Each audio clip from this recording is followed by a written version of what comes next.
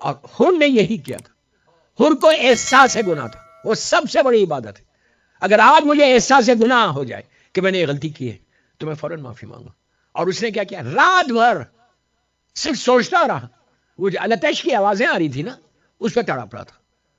اور اس کا خود جملہ ہے کہ جہنم اور جنت کے درمیان میں کھڑا ہوا, جہنم کے شعلے دیکھ رہا میں.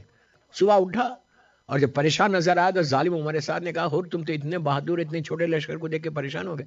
اس نے کہا میں پریشان نہیں ہوا, میں جہنم اور جنت کے درمیان فیصلہ کر رہا ہوں. پوچھا کیا فیصلہ کیا؟ کہا میں حسین کے پاس جاؤں گا. کہا تم مار دیے جاؤ گے؟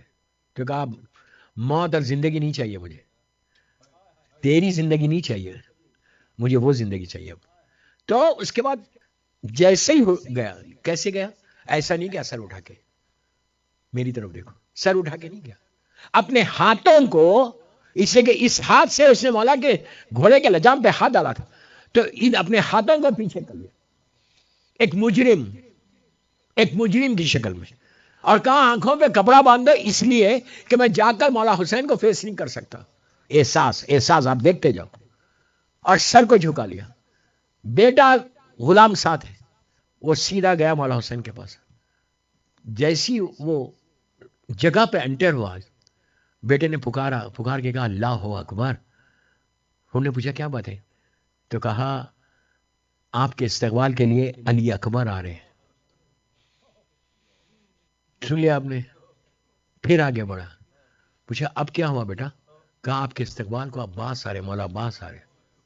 جب تم ایسا جاتے نا گناہ کو معاف کرانے, اللہم ارزقنی فی الدنیا زیارت الحسین وفی الآخرت شفاعت الحسین. جب آگے بڑھا پھر 3 یا 4 مرتبہ بیٹے نے کہا اللہ اکبر اللہ اکبر اللہ اکبر اللہ اکبر. کہا اب کیا ہوا؟ کہا حسین آ گئے, مولا حسین آ گئے. دوستو ایزی لے کے مت سنو, حسین کائنات کا مالک ہے, زمین اور آسمان کا مالک ہے.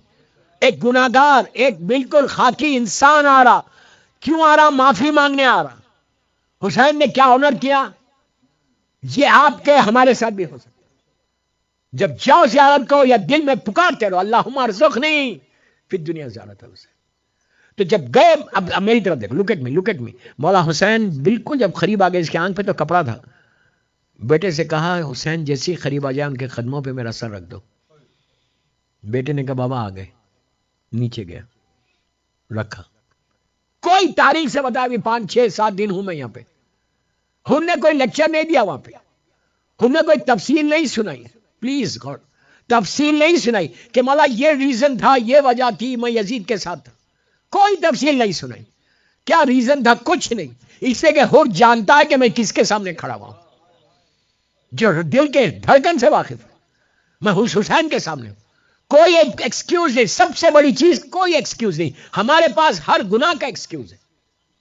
ہم کوئی غلط کام کرتے ایکسکیوز کرتے نہیں, ایسا ہوا تھا, وہ ریزن تھا, یہ ریزن تھا, داڑھی کا موڑنا یہ ریزن تھا, بے حجاب جانا یہ ریزن تھا, حرام کا کھانا یہ ریزن تھا. حر کے پاس کوئی ریزن ہی نہیں تھا. ہی نوز کہ میں حسین کے سامنے کھڑا ہوں. اسی طرح تم اللہ کے سامنے کھڑے ہوئے. تو کیا حر کا ایک جملہ, جسٹ ون ورڈ, اپنے سر کو جھکا کے جملہ کہتا کہ مولا حسین مجھے معاف کر دو, پلیز فارگیو می. اتنا ہی احساس سے گناہ کر کے گیا, مجھے معاف کر دو. حسین نے کیا کیا؟ وہ عزت دی, وہ مقام دیا, وہ سٹیٹس دیا کہ حسین نے ایسا اٹھایا, سینے سے لگا کے اب حسین کے جملے سنو, لگا کے کہا حر میں نے معاف کیا, میرے خدا نے معاف کیا. یہ دعویٰ یہ سوائے حسین کے کوئی نہیں بول سکتا تھا. کوئی بول ہی نہیں سکتا تھا کہ میرے خدا نے تجھے معاف کیا. اب گارنٹی ہو گئی کہ ساری معافی مل گئی. تو یہ بنو, زیارت یہ ہے جب تم جاؤ تو اپنے گناہوں کا احساس کرو کہ میں نے یہ کیا.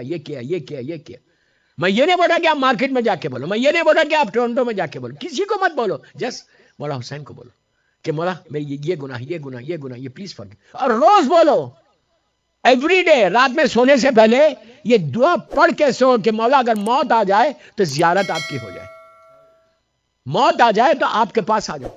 یہ گناہ تو یہ فارگیونیس ہے نا, پہلا پیغام